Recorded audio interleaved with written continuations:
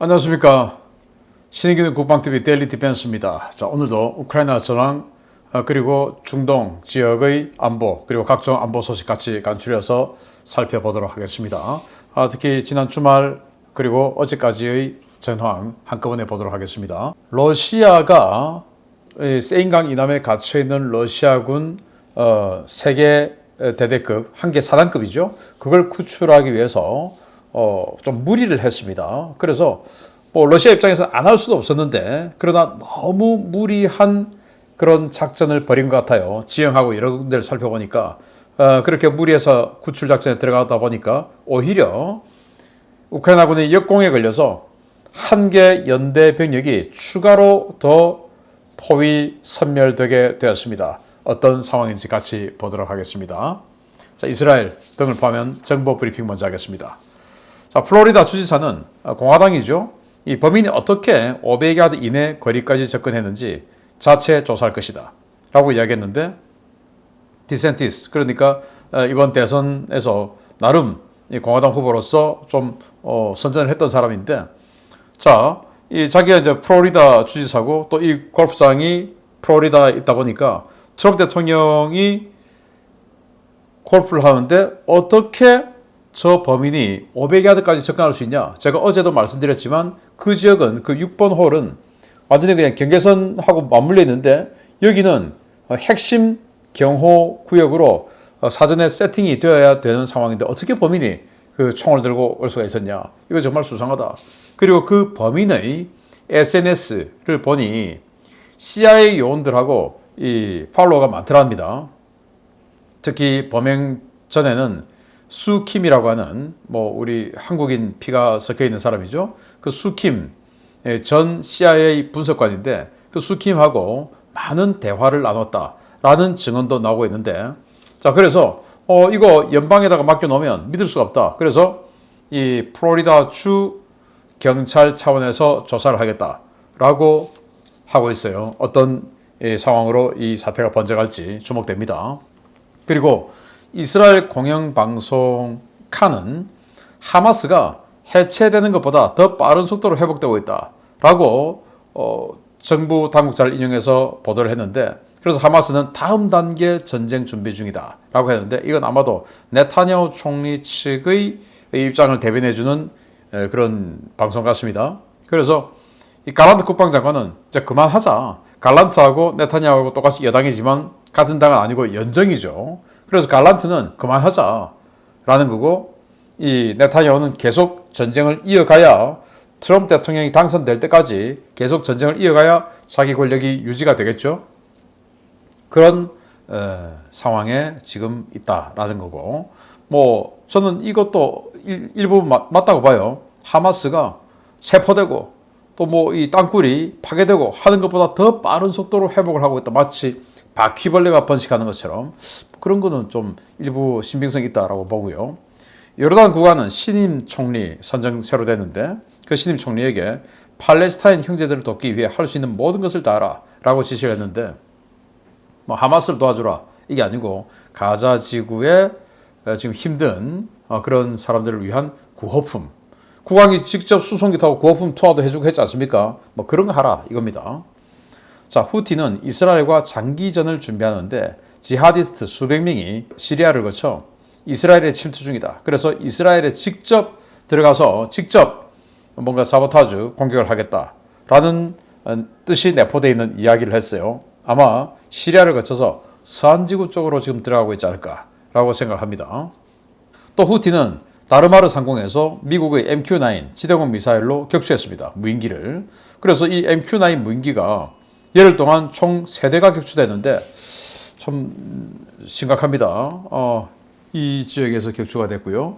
그리고 격추되는 모습인데 열흘 동안 3대. 그래서 덩치는 크고 속도는 느리고 스텔스는 아니고 하다 보니까 레이더에 잘 걸리고 걸리면 기동성이 약하니까 걸리면 가는 거죠.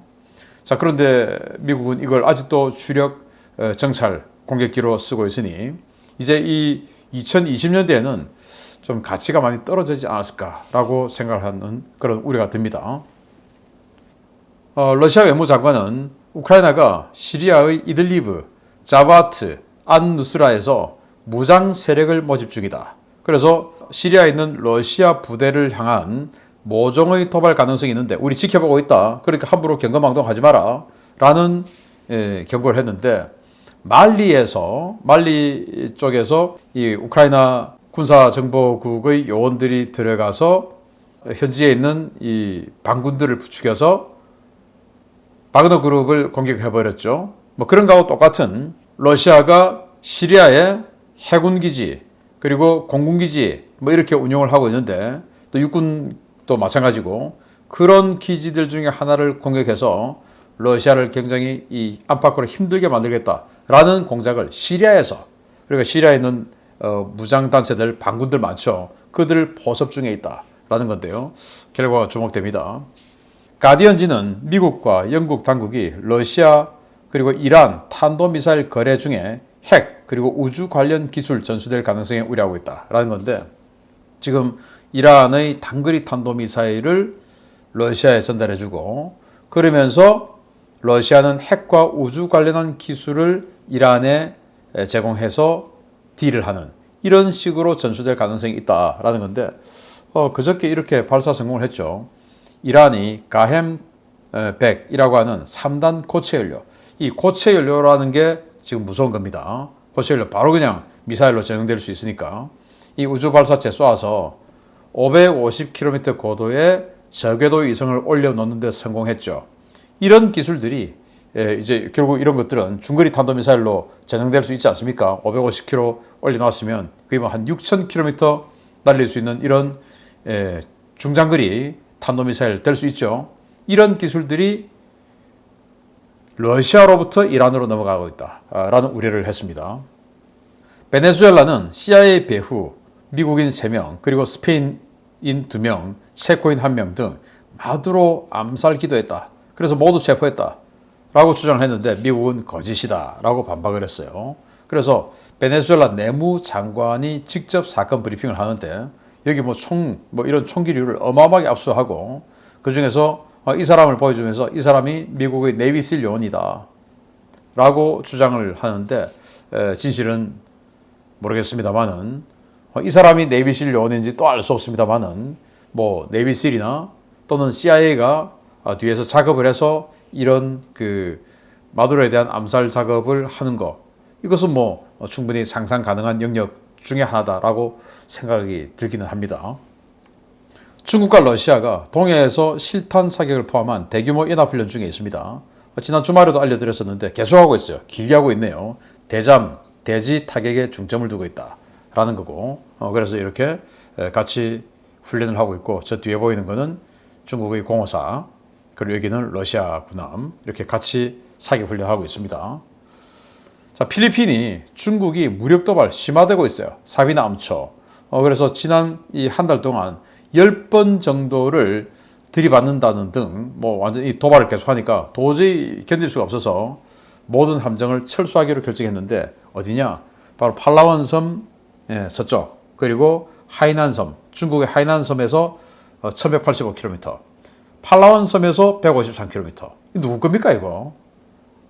아니 과거에 명나라 때 정화 그 황관이 함대를 끌고 지나가다가 여기 우리 거야 하고 갔다는 거죠. 그러면 자기네들 겁니까? 참 희한한 주장을 21세기에 와서 명나라 때 한번 지나갔다고 지금 하고 있는 이런 상황인데 말이 안 되는 거죠. 그런데 필리핀이 지금 힘이 약하다 보니까 철수를 일단 좀 안전상 철수했다라는 안타까운 소식입니다. 자, 우크라이나 상황 보겠습니다. 병력은 1210명, 1170명, 1060명의 러시아군을 사상시켰다라고 발표했고 전차는 6대 격파했다. 장갑차는 40대, 천하는 많네요. 40대, 그리고 20대, 8대 격파했고 차량은 71대, 53대, 28대 격파. 특수장비는 10세대, 그리고 0대, 6대 격파. 야포는 25문, 23문, 14문 격파. 다른장 로켓은 1문, 0문, 1문 격파. 무인 항공기는 36대, 그리고 85대, 29대 격추. 미사일은 그저께 한발 여격 등의 전과가 있다라고 발표했고요. 총참모부는 전투가 어제 173건이 있었는데 점령군에 즉 러시아군에 큰 손실을 입혔다 이렇게 발표를 했습니다. 러시아는 포크롭스크 전선에서 주말 내내 중장비는 거의 없이 중장비는 뭐 한 개 연대급이 완전히 그냥 폭망해버렸지 않습니까? 그래서 중장비 없이 그냥 사람만 해서 스톰제트 돌격을 계속해서 희생만 지금 늘어나고 있다라는 거고 러시아가 하르키우의 아파트에 항공 유도 폭탄 공격을 해서 사상자가 44명 이상 계속 지금 나오고 있다라는 건데 아파트에다가 이렇게 그냥 전투기에서 쏘는 활공 유도 폭탄을 때려버렸어요. 그래서 일단 한 명이 죽었고 43명이 그 중경상을 입었는데 계속 지금 늘어나고 있는 상황이다라는 건데요. 제이크 설리번 백악관 국가안보보좌관은 외부에서 우크라이나 협상안을 강요해서는 안 된다라고 주장을 했고 영국은 러시아 본토 타격 결정된 것 없다 이렇게 얘기했는데 아니 지난주만 해도 영국은 러시아 본토 스톰 섀도우 가지고 러시아 본토 타격하게 할 거다 이렇게 했는데 갑자기 또 입장을 바꿨어요. 이게 백악관의 제이크 설리번 국가안보보좌관이 극렬하게 반대를 한답니다. 저는 이 사람 정말 수상해요. 설리번이. 그래서 전투기 F-16도 안 준다고 끝까지 버텼던 게 설리번. 전차도 안 준다고 버텼던 게 설리번. 브래들리 전투장갑차도 안 준다고 끝까지 버텼던 게 설리번. 군은 주자 하고 있는데 이번에도 군은 때리게 하자라는 건데 설리번이 지금 끝까지 버티고 있답니다. 우리나라로 치면 안보실장이죠. 그래서 이 사람이 좀 수상하다. 왜 이럴까라는 생각이 드는데 그래서 영국이 지금 이 백악관에서 안 된다라고 하니까 지금 영국이 한 발 빼버렸고 프랑스는 지금 프랑스 의원단이 키우에 방문했어요. 그래서 이 프랑스는 우리는 검토하겠다, 검토 중이다라고 이야기했는데 프랑스라도 스칼프 EG 미사일 가지고 좀 때릴 수 있게끔 해주면 어떨까라는 생각이 듭니다. 메드베데프 러시아의 NSC 부위원장이죠. 인내심이 바닥나면 기후 녹여버릴 것이다. 녹여버린다는 뭡니까? 핵무기 쓰겠다 이 말이죠. 네, 큰일 날 소리를 자꾸 하고 있습니다. 제렌스키 대통령은 러시아가 14일 하루간 활공폭탄, 공대지 활공폭탄이죠. 128발이나 사용했다라고 발표했고 그래서 이제 이 말은 뭐냐? 128발이나 활공폭탄을 쏘는데 우리는 이 방공무기, 지대공 미사일 이런 게 부족하니까 막아낼 수가 없다 이 말인 것이고 그래서 빨리 무기 좀 달라. 그리고 또 젤렌스키는 신규 창설 14개 창설했는데 그중에 무장이 없어서 무기가 없어서 4개만 무장 중이다. 그 4개 여단도 무장도 뭐 전차, 장갑차, 차량 이런 거 없고 그냥 소총만 쥐어주고 있다. 완전히 그냥 2차 대전 스타일의 알보병이죠. 그렇게만 하고 있다. 그러니까 빨리 좀 달라. 그런데 미국이 610억 달러 지원 예산 통과했는데 그 에이테킴스 준 이후로 지금 잘 안 주고 있어요. 그래서 좀 빨리 좀 달라 이렇게 호소를 하고 있습니다. 러시아 체첸의 아흐메 대대 사령관이 포로들 살 가치 없다 이상한 소리를 하고 있는데 자, 이 사람이 체첸군입니다.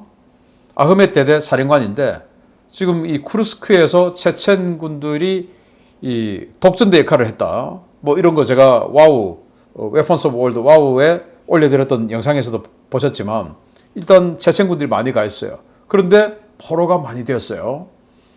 그런데 그 체첸군들이 SNS를 통해서 자기 집안 식구들에게 빨리 뭔가 정부에 요구해서 우리를 포로에서 교환해서 구출할 수 있도록 좀 해달라. 이렇게 하니까 포로 가족들이 이제 정부에다 민원을 넣겠죠. 구출해달라. 포로 교환해서 좀 우리 가족들 데리고 와달라. 이렇게 하니까 뭐라고 이야기하냐. 포로가 된 자들의 가족들이 내게 포로 교환을 요구하고 있다. 포로로 잡힌 자들은 살 가치가 없는 놈들이다. 나는 포로 교환 요구에 응하지 않을 것이다. 니들은 그냥 거기서 죽어라. 이렇게 얘기했어요. 아니 이러면 누가 충성을 하면서 목숨을 바쳐 싸우겠습니까? 아니 이 사람들 정말 이 사고가 우리하고 너무 다른 것 같아요. 아니 아무리 사고가 달라도 그러면 이 체첸인들은 이러면은 와 맞아 포로는 살 가치 없지 그래도 난 열심히 싸울 거야 되겠습니까? 정말 나라 망하는 소리가 여기저기서 들립니다. 독일은 카타르와 피지대치 2000 자주포를 물물 교환했습니다. 12문 공유하겠다는 건데 자, PZH-2000 지금 우크라이나에 줬는데 예비 포신이 없어서 포신이 다 녹아가지고 아무것도 지금 못 쓴다는 겁니다. 그런데 지금 자기네들도 이 예비 포신 재고도 없고 뭔가 더 주긴 줘야 되겠는데, 그래서 둘러보니까 카타르에 PZH-2000 옛날에 팔았던 게 있어서 이거 12문 이거 우리 달라. 그 대신 우리가 우리라는 건 독일이 RCH-15 최신형 자주포 요거 12문 그대로 줄게. 자, 이건 우크라이나 줄 수 없으니까 요거 12문 줄 테니까 중고 요거 12문 우리 줘. 그러면 우리는 요걸 받아서 우크라이나 줄게. 그 대신 이거는 지금 만들어서 좀 천천히 줄게. 이제 이렇게 해서 딜을 해서 딜에 또 성공했답니다. 다행히. 그래서 이걸 지금 우크라이나에 12문 주기로 했다. 가뭄의 단비처럼 자주포가 12문이 들어오게 되겠네요. 좋은 활약하기 바랍니다. 자, 러시아 한 개 연대가 또 쌈싸 먹히게 되었습니다. 보겠습니다. 우크라이나군을 압도하는 대병력으로 쿠르스크 전역에서 영토 수복을 위한 반격 작전에 나섰다는 러시아군 상황이 우크라이나군의 술수에 걸려 꼬이고 있습니다. 영토 수복은 고사하고 포위된 병력의 괴멸을 걱정해야 하는 상황이 되었는데, 러시아군 도대체 누가 이런 식으로 작전을 지휘하는 것인지 모르겠습니다.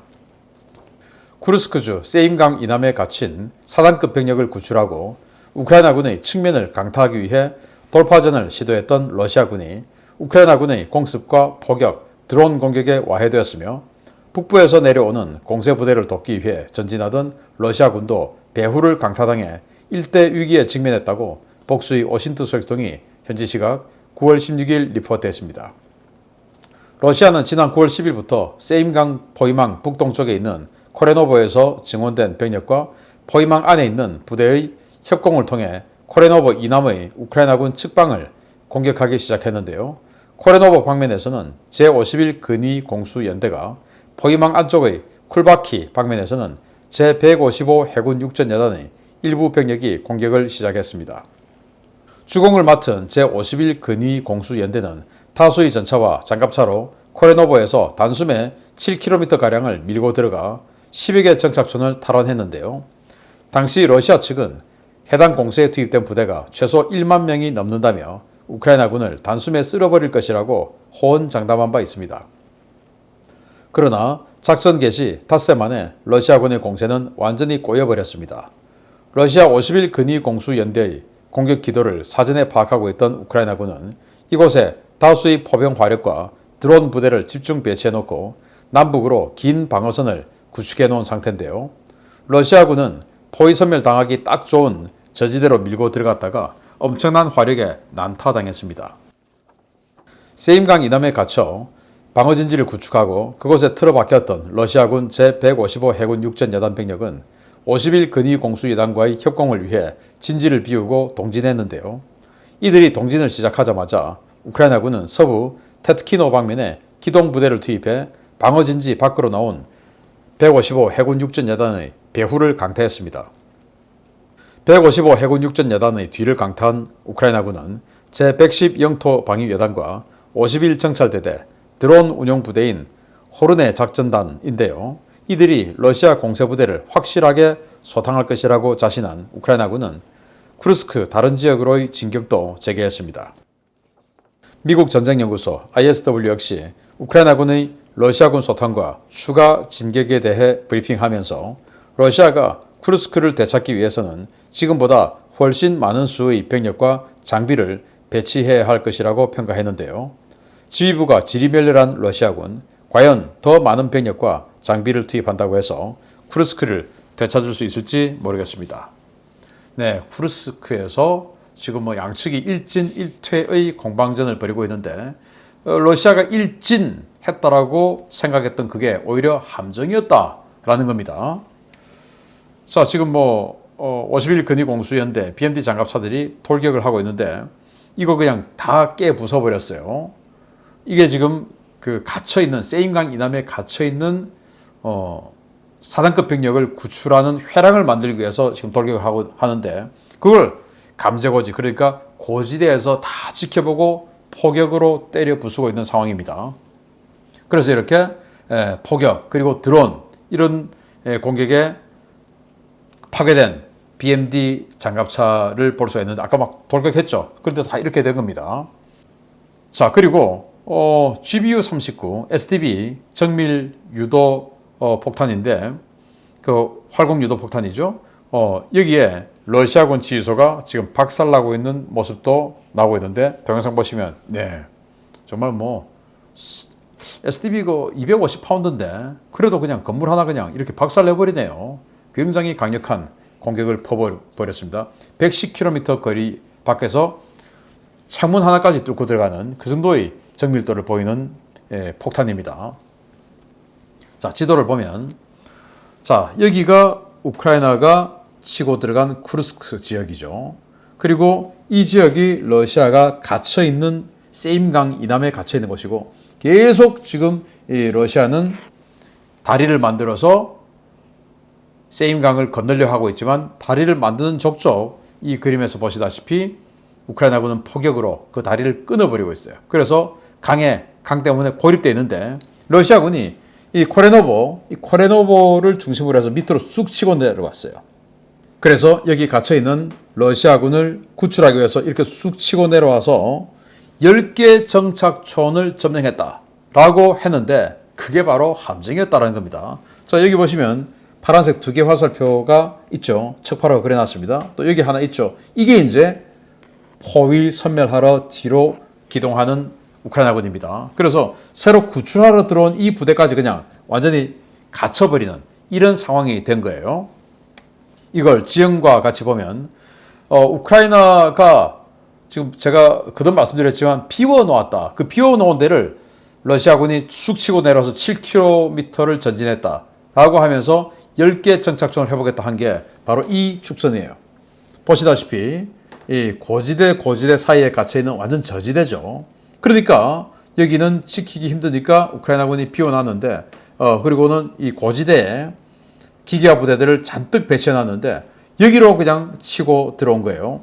이 뒤에 갇혀있는 러시아군들을 구출하기 위해서. 그래서 일단 통로는 개척되었어요. 그런데 문제는 이 부대들이 뒤로 들어가서 막아버린 거예요. 그래서 이 51 근위공수연대, 공군 차량화 소총연대 2개 부대가 또 추가로 포위되게 된 겁니다. 그리고 이제 이 155 해군 육전 여단이 참업하고 진지구축하고 방어를 하고 있었는데 얘들하고 지금 구출부대하고 협공하려고 진지를 뛰쳐나간 사이에 우크라이나군이 뒤로 쑥 해서 오히려 치고 들어간 거예요. 그래서 지금 여기 우크라이나군 영역이 생겼죠. 이런 식으로 치고 들어가서 이제는 정말 포위망이 더 조밀하게 구축이 되어 버린 겁니다.